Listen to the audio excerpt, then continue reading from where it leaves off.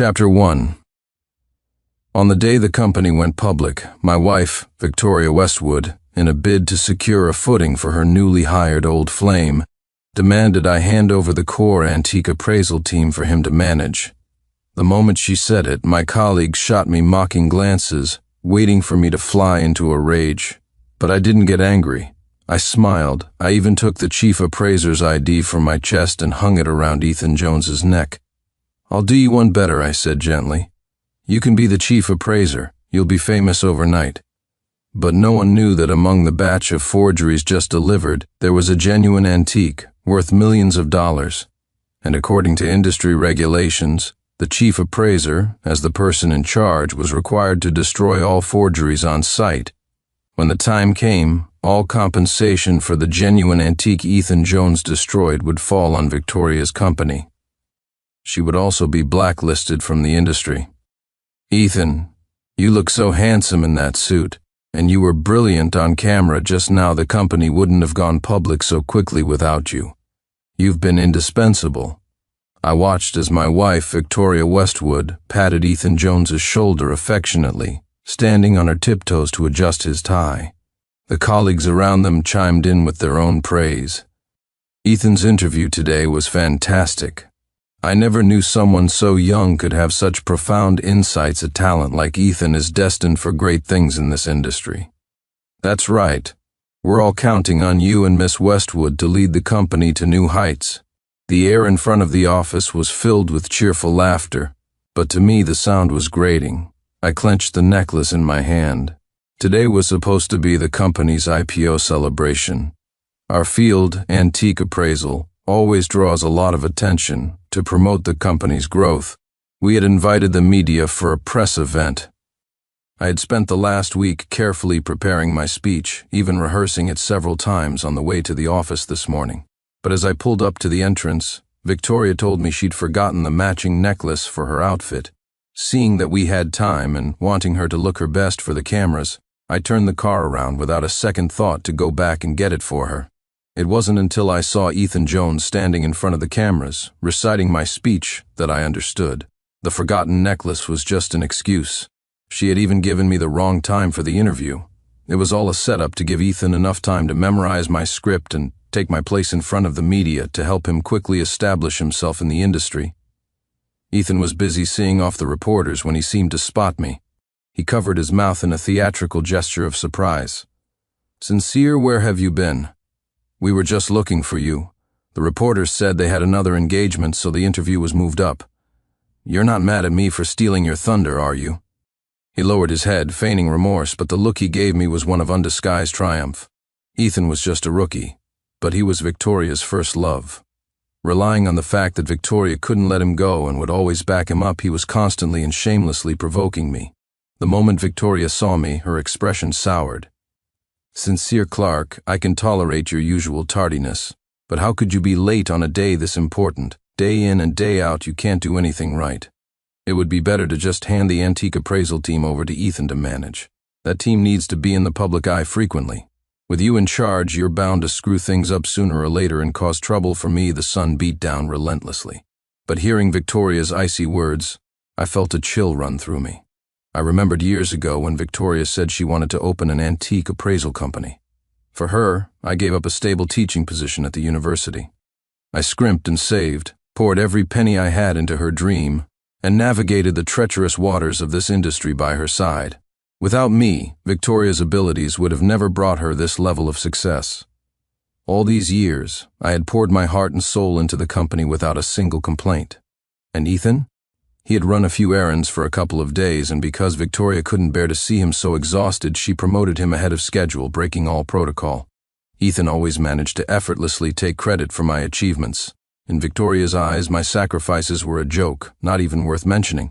Thinking about it now, Victoria was truly ruthless and two-faced. Today, she had finally worn away the last shred of affection between us. I let out a long breath and said flatly, "Fine, he can have it." A grin spread across Ethan's face, though he made a show of refusing. "Oh, I couldn't possibly. Chief, you're in charge of the core appraisal team. Every one of them is a top expert in the field. I'm just a newcomer. I don't think I have the experience. I just heard the appraisal department has been busy lately, and I wanted to help you out, Chief. I was worried you were overworked. Victoria rushed to reassure him. Ethan, you're professionally strong and incredibly talented. Besides, who in this industry doesn't start from the bottom? All you're missing is a chance to prove yourself. Hearing her words, I couldn't help but laugh out loud. I knew for a fact that Ethan had been on the verge of failing every single class in college. If that counted as professionally strong, then anyone could be a titan of the industry. Victoria shot me a glare, her voice sharp with displeasure. Sincere, what are you laughing at? Don't push your luck. You're not as good as Ethan, to begin with. You should be grateful I haven't fired you. Try to learn from him for a change. Stop causing me problems all day. I looked at her, my face cold, and she seemed like a stranger.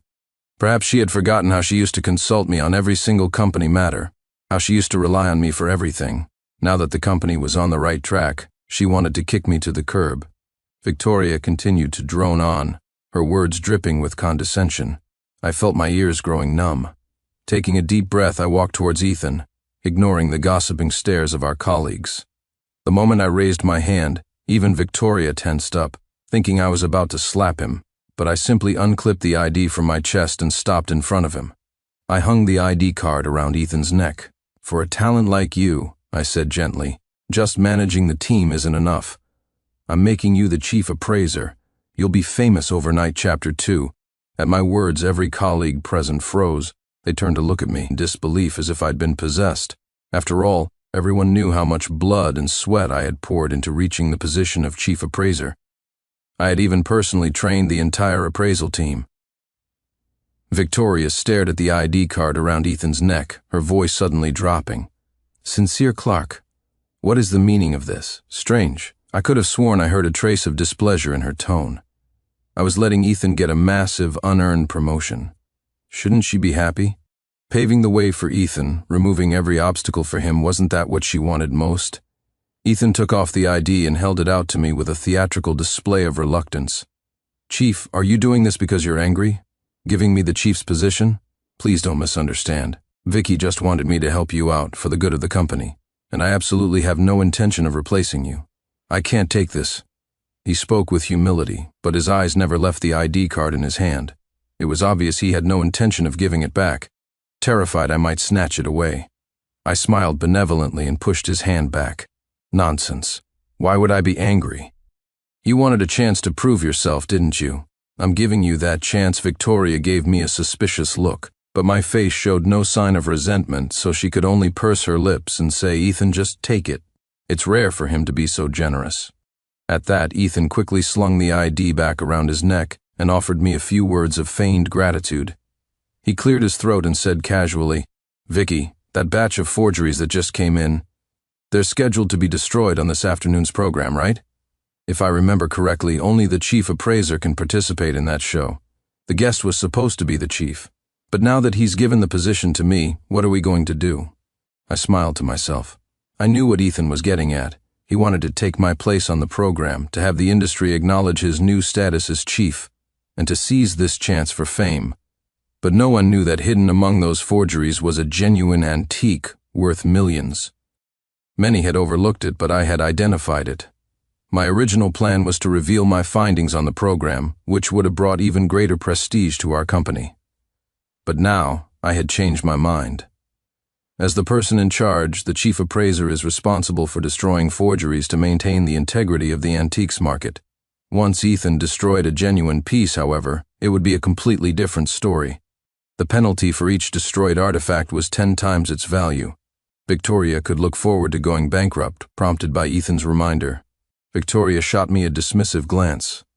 Since the position of chief has changed, the guest on the program should naturally be changed to Ethan. I waved a hand nonchalantly, indicating I had no objections. Seeing that I had fallen silent and had even given up my position, Victoria seemed to feel a pang of guilt. She cleared her throat and said awkwardly, Don't be discouraged.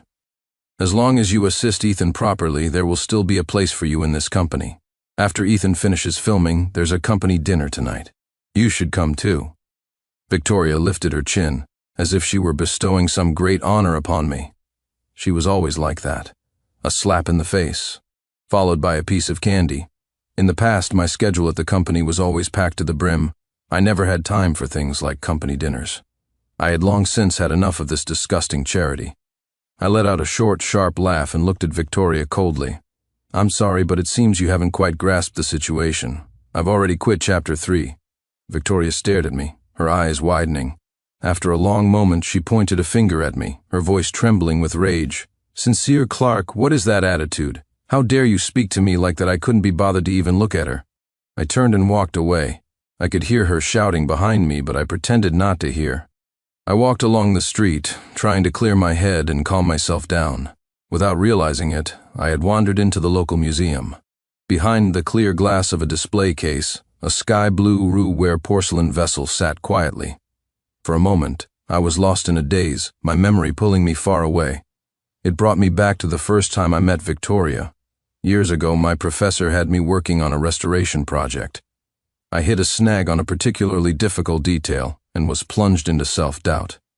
My family had never supported my decision to study such an obscure major. I was overwhelmed by a profound sense of helplessness, feeling utterly useless. That was when I met Victoria. She stood outside the university's restoration lab watching for a long time before finally mustering the courage to speak to me. She told me she had noticed me since the first day of school, that I had always been her role model, and she begged me not to give up. Looking at the blushing girl before me, I managed a small, weary smile. Not everyone is cut out for this line of work. Sometimes, you just have to accept your own mediocrity. I've always been a realist, never one for idealistic fantasies. Just as I was about to turn and leave, Victoria grabbed my arm, her voice firm.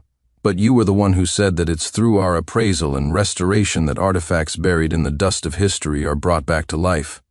Just like this roux-ware piece you're restoring. The sky blue color that Emperor Huizong of Song could only dream of was actually fired in a kiln. I know you have the skill to complete this piece," her words struck me. I looked at the unfinished work and was overcome with emotion. Where the clouds break after the rain, a sky blue hue appears. Such a color shall define the future. The artifacts couldn't speak for themselves. The meaning of our work was to speak for them, to convey the warmth of history. With Victoria's encouragement, I regained my confidence. After tireless effort, I finally completed the incredibly difficult restoration, and because of that, we became the closest of friends.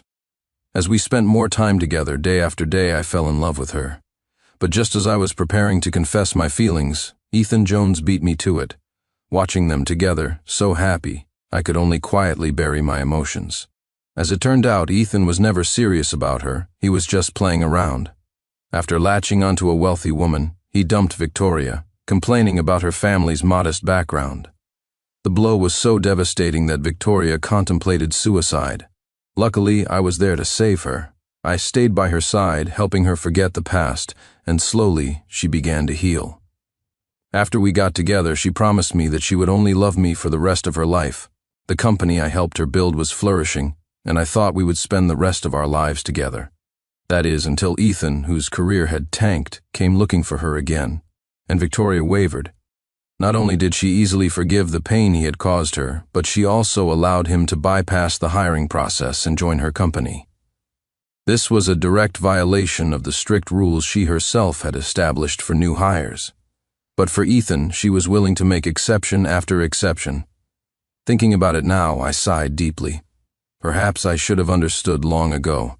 Victoria had never truly let go of Ethan Jones. She had never cleared out a space for me in her heart. It was too crowded, and now I didn't want it anymore. Just as I was about to leave, I suddenly heard Victoria's voice. "Sincere Clark, weren't you acting so high and mighty earlier? And yet here you are, waiting obediently for me at the recording location." I suddenly remembered that today's program was indeed being filmed in the museum's 5th-floor conference room. What rotten luck.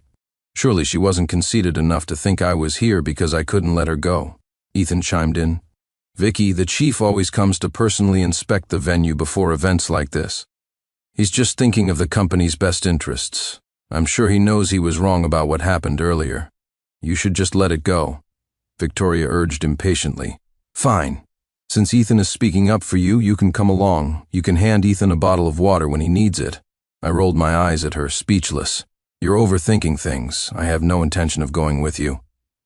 I was about to leave when Ethan stepped forward and grabbed my hand solicitously. "Chief, don't say things you don't mean." Vicky was just joking. How could she possibly have you fetching water for me? Come on up to the 5th floor with us. You don't have an ID, you probably can't get in by yourself. With that, Ethan started pulling me towards the guest-only elevator. He ostentatiously fiddled with the ID on his chest and was about to press the button, but the staff member standing by the elevator stopped him. I'm sorry, sir, you are not authorized to use this elevator. Chapter 4. Ethan pointed to the 5 large words on his ID card and said indignantly, I'm the chief appraiser, can't you read? The staff member didn't humor him in the slightest, pointing at me instead. As far as I know, there is only one chief appraiser invited today, and that is Mr. Sincere Clark. For all I know, you could have stolen Mr. Clark's ID to cause trouble. Mr. Clark is signed under a team contract. If the chief appraiser has been changed, it must go through the proper channels. Victoria said impatiently, What channels? The staff member explained. Mr. Clark needs to sign a transfer agreement for the position of chief appraiser. At that time, all honors and powers belonging to the chief will be transferred to the successor. Ethan, of course, wanted all those benefits. He gritted his teeth and looked at me pleadingly. Chief, about this. Without a word, I nodded my consent on the spot. A staff member brought over the transfer agreement. I signed my name, but Ethan hesitated, his pen hovering over the paper. It says I also have to bear full responsibility for today's appraisal results? Victoria quickly leaned in and whispered in his ear. Don't worry, Ethan. This batch is all fake. I've already had someone check them. I put the real ones in storage long ago. All you have to do is smash the fakes. Hearing this, Ethan's confidence returned. He smiled and swiftly signed his name. He didn't forget to flaunt his newly legitimate position as chief, deliberately inviting me to come inside with them. Fine by me. I was also looking forward to Ethan's brilliant performance. So I went up to the 5th floor with the 2 of them. Once all the preparations were complete, Victoria squeezed Ethan's hand reassuringly. Ethan, don't be nervous. Just say a few words and then destroy all the forgeries.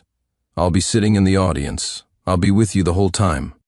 Ethan gave Victoria a hug, then deliberately shot me a provocative look over her shoulder, trying to show off their special relationship. Honestly, it was childish. I completely ignored him. Ethan smoothed his hair and strode confidently onto the stage, the very picture of a successful man. He stood before the batch of forgeries, held a microphone, and began his impassioned speech. Distinguishing genuine from fake is the primary task of an antique appraiser, and it is the ultimate test of our professional ability. Hearing this, a reporter immediately asked, Master Jones, could you use one of these forgeries here to explain to us specifically how to appraise them?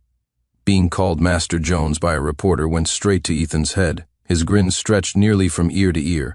He put on a show of carefully examining the pieces, finally stopping in front of a genuine antique. Ethan bent down and, holding the genuine porcelain vase by its rim, casually lifted it. The sight made my stomach clench. Didn't he know you should never hold an antique like that? Especially not a genuine one, and I had to admit, Ethan was a special kind of talent. Out of all the fakes, he had managed to unerringly pick the one that was real. The next second, he declared shamelessly, a piece as obviously fake as this one. I can tell from its texture that it was made in the last 2 years. Some people try to pass off fakes as genuine to disrupt the antiques market.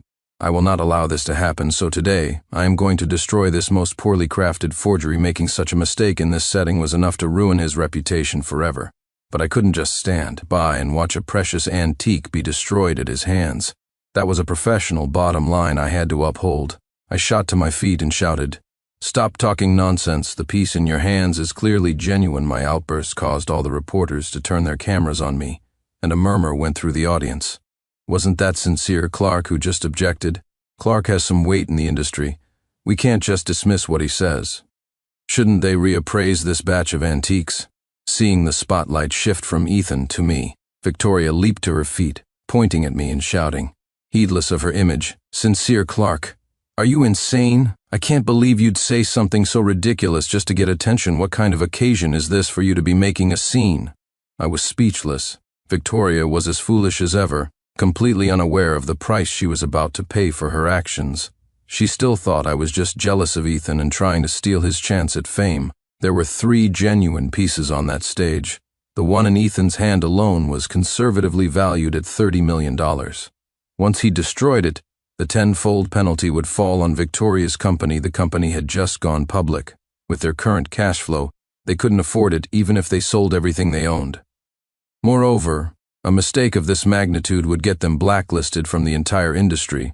But since my well-intentioned warning had fallen on deaf ears, there was no longer any need for me to stop Ethan. I had just received news that the industry's most respected authority, Professor Peterson, would also be making an appearance on the show today. Professor Peterson was my university mentor. He had been in the appraisal industry for decades and had never made a mistake. If Professor Peterson declared the pieces genuine, Ethan and Victoria's careers in the industry would be over. And right now the professor was already on his way to the museum. As I was thinking, Ethan had already taken the appraisal hammer from a staff member. Without a moment's hesitation, he raised it high and brought it down on the porcelain vase. Chapter 5. Ethan's hammer fell swiftly, too fast for anyone to stop him. In the blink of an eye, there was a sharp crash. The exquisite porcelain vase shattered, its fragments scattering across the floor. After Ethan smashed the first vase, Victoria shot up from her seat again, whipping up the crowd's emotions. Yes, well done. We must resolutely boycott forgeries and clean up the antiques market. As soon as she finished speaking, the crowd grew excited, giving Ethan a thunderous round of applause. Cheers erupted one after another. Perhaps the atmosphere was too intoxicating. Ethan felt as if he were being lifted to the heavens. He became increasingly arrogant, giddy with his newfound importance. After smashing the first antique, Ethan had no intention of stopping. Professor Peterson hadn't arrived yet. It was too late. The remaining genuine pieces could not be destroyed. As the applause died down, I roared, "Ethan Jones, stop. Do you have any idea what you've done? That vase you just shattered is worth millions." Hearing my words, Ethan burst into arrogant laughter and sneered at me. "Sincere, you've been in the antique appraisal industry for so many years. How has your judgment gotten this bad? To prevent you from making more mistakes in the future, as a colleague, I'll give you a real education today." A sense of dread washed over me. There were still 2 genuine pieces among the remaining antiques. At that moment, I couldn't care about anything else. I prepared to rush the stage as fast as I could. But at that critical moment, Victoria stood up again to block my path. "Security, where's security? Get over here and restrain this man who's disrupting the event." In an instant, I was pinned down by security guards, unable to move. Victoria seized the opportunity to slander me, declaring, "Ladies and gentlemen, Sincere Clark was stripped of his position as chief appraiser due to his incompetence. He is clearly acting out of resentment, deliberately causing a scene at an event like this." The people in the audience began to murmur among themselves, their voices filled with indignation. "Sincere, this appraisal has major implications. Stop interfering with the program. Why bother talking to him? You can tell just by looking at him that he has serious character flaws. Sincere Clark, get out of the antique appraisal industry." Ethan was smug. He raised a hand, signaling for everyone to calm down. "Mistakes happen. I'm sure Sincere just had a lapse in judgment. Everyone, please be quiet. The program is still in progress." With that, Ethan once again raised his appraisal hammer. The sound of shattering porcelain echoed from the stage. To Ethan, it was like a beautiful piano concerto. A look of pure enjoyment spread across his face as he hammered the antiques with even more vigor. In less than 5 minutes, he had smashed every single piece on the stage. Watching the 3 genuine antiques being destroyed, my heart ached, but I was powerless to do anything. With the hammer still in his hand, Ethan found the camera, struck a pose, and gave the audience a bow like a trained dog. And with that, the live broadcast ended. Ethan walked off the stage with a humble expression. Victoria rushed up to meet him as if she were welcoming a triumphant hero. She grabbed his hand, her voice filled with joy. "Ethan, after Sincere caused that scene, the number of viewers in the live stream skyrocketed. Ethan, you've accidentally gone viral online. Everyone is calling you a hidden gem of an appraiser, handsome, skilled, and with great character." Ethan asked excitedly. "Really?" Victoria immediately opened her phone to show him the recording of the live broadcast. "Why would I lie to you? Of course it's true. See for yourself. A lot of people are even asking for your social media account. They want to be your fans." Then Victoria turned to me. "Sincere, I never knew you could be so malicious, slandering Ethan on an occasion like this. But you outsmarted yourself. Now the entire industry knows you're a disgrace to the profession." Ethan affectionately stroked Victoria's head, pretending to speak up for me while subtly putting me down. "All right, Vicky, I know you stand by what's right, not who you're related to. But I believe Ethan probably just has a poor eye for things. He didn't intentionally try to embarrass me. I had no time for either of them, nor the patience to watch their lovey-dovey display. I struggled with all my might against the security guards holding me back and roared, "The real disgraces are you two, Chapter 6. With that, I threw myself onto the stage. The fragments of genuine and fake antiques were mixed together, making them incredibly difficult to distinguish. I did my best, and with great difficulty, I managed to roughly locate the remains of the 3 genuine pieces. Victoria and Ethan walked onto the stage and looked at me with disdain. Victoria stood on a clean patch of the floor, wrinkling her nose. "Sincere Clark, don't you think you're overacting? The live broadcast ended a long time ago. Who are you putting on this show for?" Ethan's lips curled into a smirk. He ordered the logistics staff, "Someone get in here and clean this up. Throw everything on this stage away. I'd like to see any of you try at that critical moment." A deep elderly voice boomed from behind us. When I looked up, I saw my esteemed mentor, leaning on a cane, standing at the entrance of the conference room. The entire room erupted. "Isn't that Professor Peterson, the doyen of the industry? What is he doing here?" Professor Peterson has always been a private person. He never makes public appearances. The reporters who hadn't left yet scrambled to set up their equipment again, hastily restarting their live streams. Professor Peterson explained, "I saw the live broadcast on my phone today and noticed that there were indeed genuine pieces among this batch of antiques. I rushed over from the university, but it seems I was a step too late." Sincere clearly raised an objection. According to industry regulations, AR reappraisal is mandatory in such situations. "What you've done here is completely reckless." Professor Peterson's tone was grave. As a highly respected figure in the industry, his words carried immense weight. Hearing him, a flicker of guilt crossed Victoria's face, but she quickly masked it. She remained stubborn. "Professor Peterson, Sincere Clark is your student. Who's to say he didn't hire you to back him up? Besides, the genuine pieces are still at my company. How could they possibly have been mixed in with the fakes, as you claim?" Professor Peterson sighed in disappointment and demanded, "Where did you acquire this batch of antiques?" Victoria crossed her arms, unable to resist boasting. "A while ago, on West Street, some dealers were selling fakes and disrupting the market. I and my team exposed them. This batch of fakes is what I confiscated. Not only that, but I also acquired the genuine pieces they had." The museum director, who had been standing to the side, suddenly turned pale. He turned on Victoria and berated her. "Ms. Westwood, you are a fool. The dealers on West Street are cunning. They always hide genuine pieces among the fakes to avoid detection and smuggle them onto the black market for exorbitant prices." Victoria shook her head in panic, repeating, "No, that's impossible." The director ignored her and rushed over to support Professor Peterson, his voice earnest.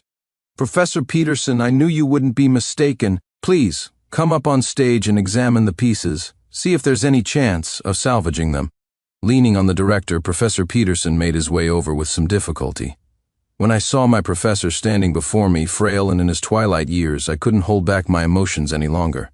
My eyes reddened as I murmured, "Professor, I'm sorry." Professor Peterson patted my shoulder kindly, comforting me. "It's not your fault, Sincere. I know you did your best." With that, the professor took out his tools. After a careful examination, he confirmed that there had indeed been 3 genuine pieces on the stage. Victoria completely broke down. She swayed on her feet, and Ethan was no different. Sweat beaded on both of their faces. Chapter 7. The professor was old and couldn't stand for long. I also knew he disliked speaking on camera. I had someone help him to a seat to rest and arranged for others to secure the scene. After all, picking out the fragments of the genuine antiques from the jumbled mess was now a monumental task. In the meantime, the director decisively called the police to calculate the damages. It wasn't long before the officers arrived.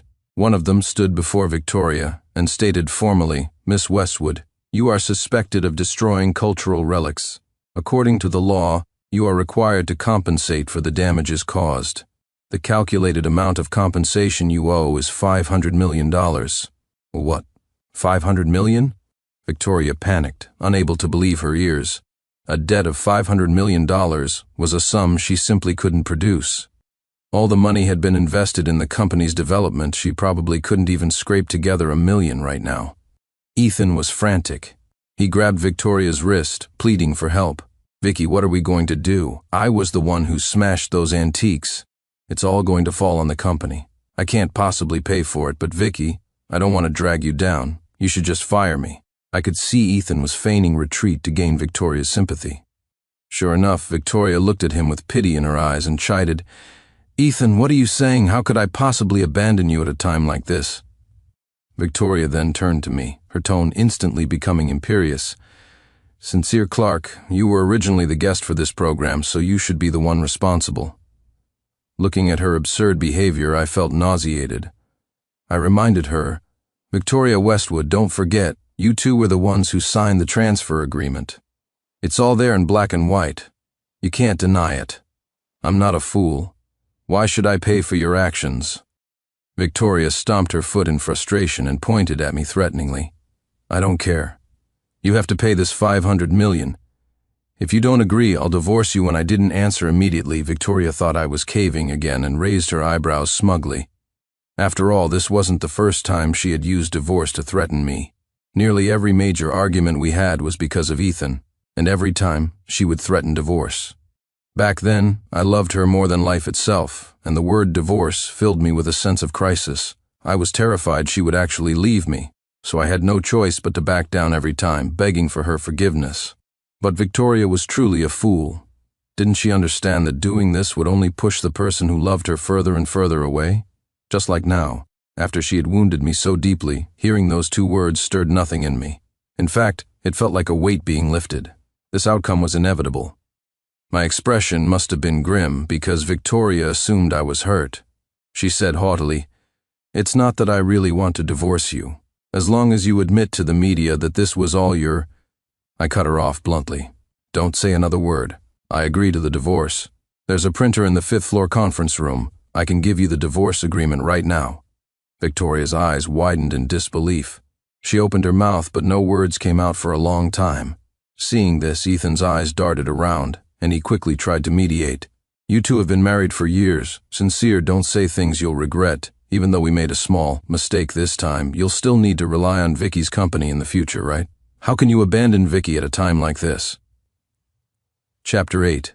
Ethan's words seemed well-intentioned, but his attempt to stir up trouble was too obvious. Every sentence was a jab, belittling me, implying that I had nowhere to go without Victoria's company. In the past, they had brainwashed me in the same way, to keep me at the company, working myself to death for them. With my skills, many companies were eager to poach me.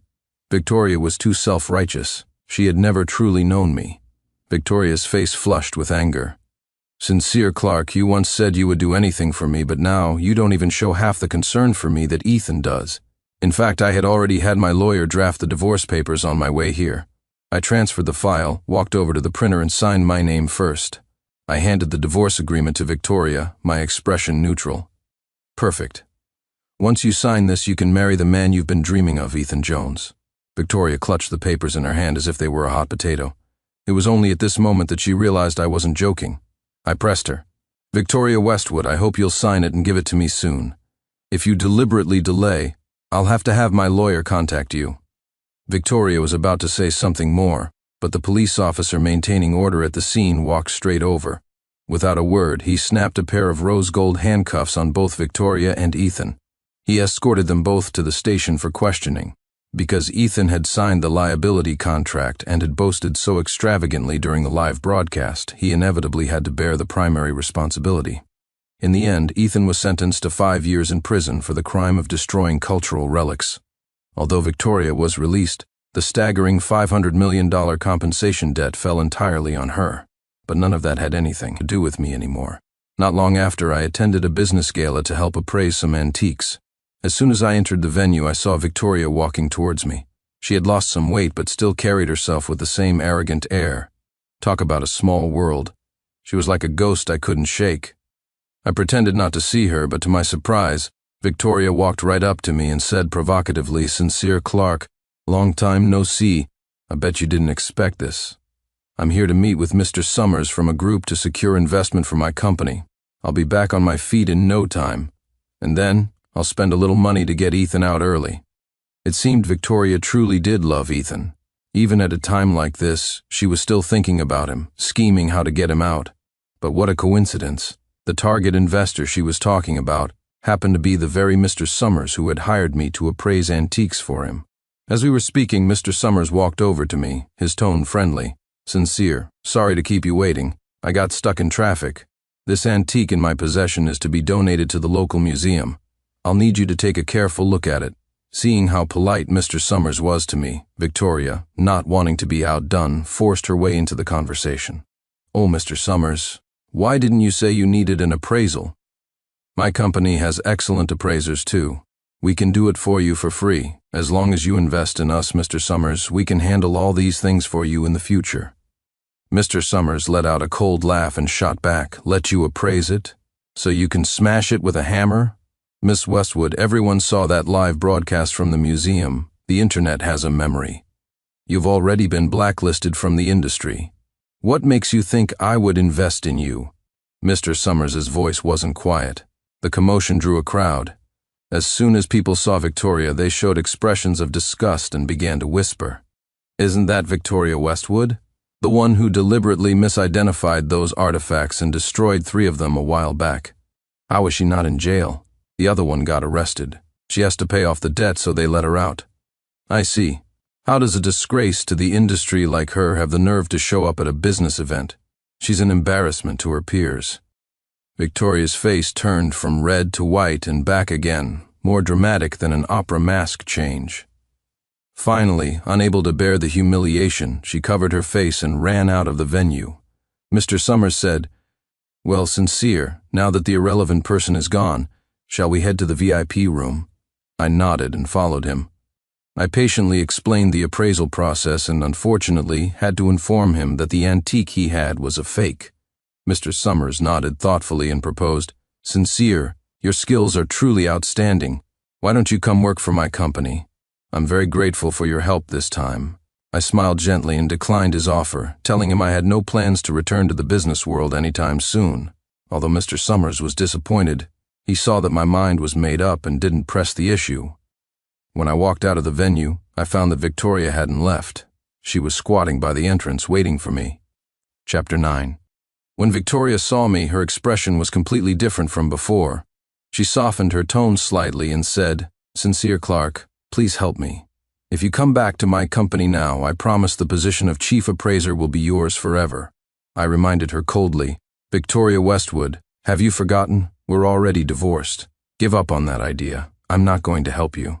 With that, I turned and left without a backward glance. Unable to secure any investment, Victoria's company's expenses far exceeded its income, and employees left in droves.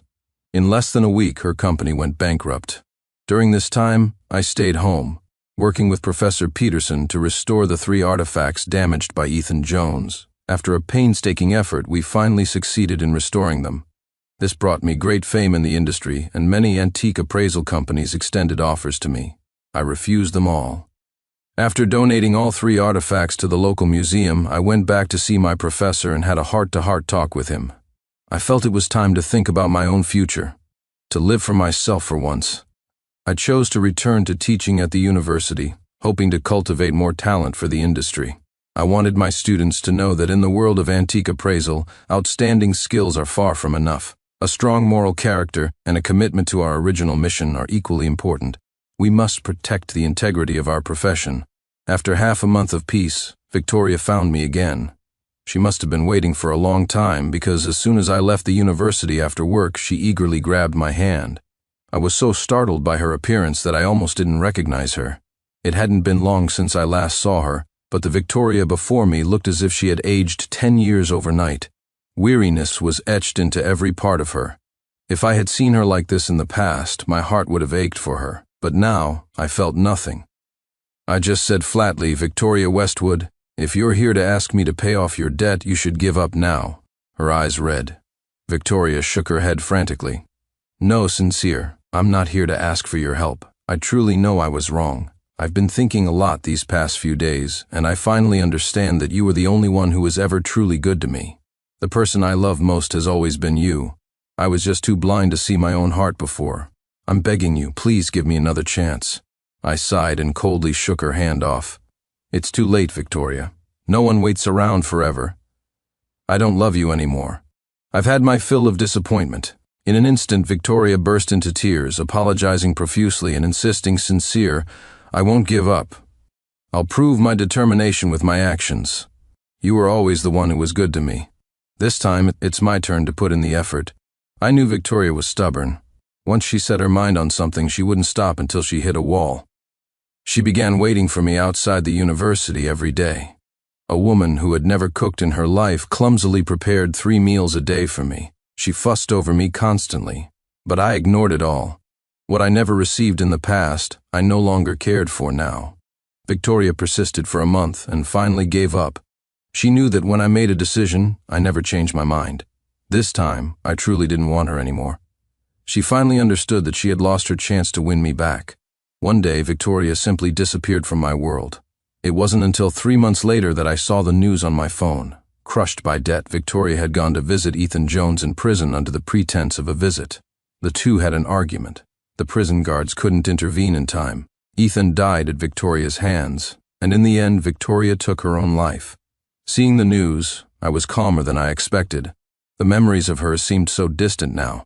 We had long since become strangers. I turned off my phone screen, picked up my books, and prepared to go to class. It was the rainy season, with storms that came and went in a flash. After the rain, the sky was still a pale blue-green. Pear blossoms from the trees next to the building fluttered to the ground. Students passing by greeted me politely, and I nodded back to each of them. Walking along this familiar campus path, I came face to face with the younger version of myself, the one who had once been filled with dreams.